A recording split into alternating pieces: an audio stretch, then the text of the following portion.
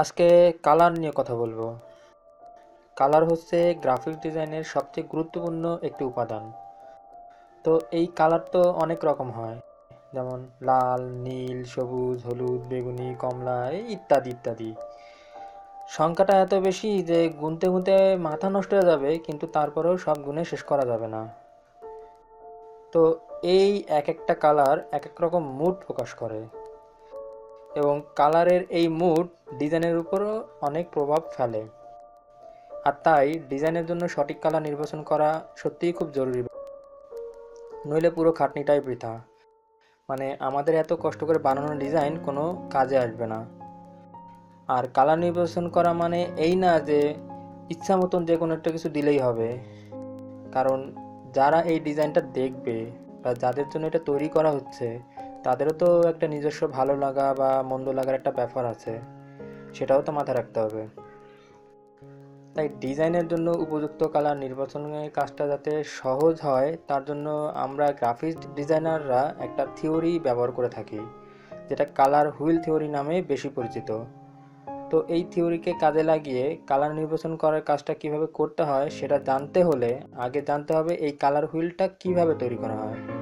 আর আমরা এখন সেটাই দেখব। আমরা জানি যে মৌলিক রং তিনটা, এবং সেগুলো হচ্ছে লাল, সবুজ ও নীল। ইংরেজিতে রেড, গ্রিন, ব্লু। আর গ্রাফিক্স ডিজাইনের ভাষায় RGB।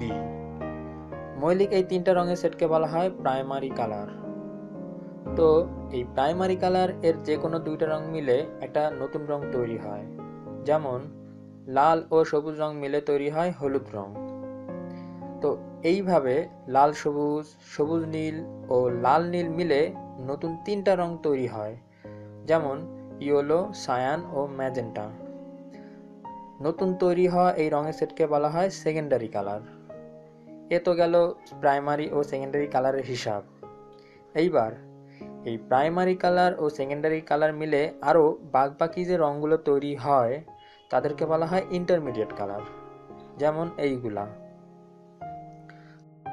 তো এই প্রাইমারি, সেকেন্ডারি এবং ইন্টারমিডিয়েট কালার এর সমন্বয়ে মোট 12টি রং দিয়ে একটি বেসিক কালার হুইল তৈরি করা হয়। আবার ওই একই পদ্ধতি ব্যবহার করে 24টা রং ব্যবহার করেও একটি কালার হুইল তৈরি করা যায়। এইভাবে কালার হুইল তৈরি করার কারণ হলো এতে প্রত্যেকটা রঙের পরস্পরের মধ্যে কোনো না কোনোভাবে একটা সম্পর্ক তৈরি হয়।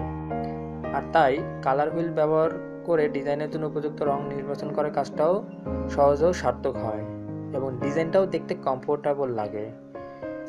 তো এই কালার হুইল কিভাবে ব্যবহার করতে হয় সেটা পরবর্তী লেসনগুলোতে দেখাবো।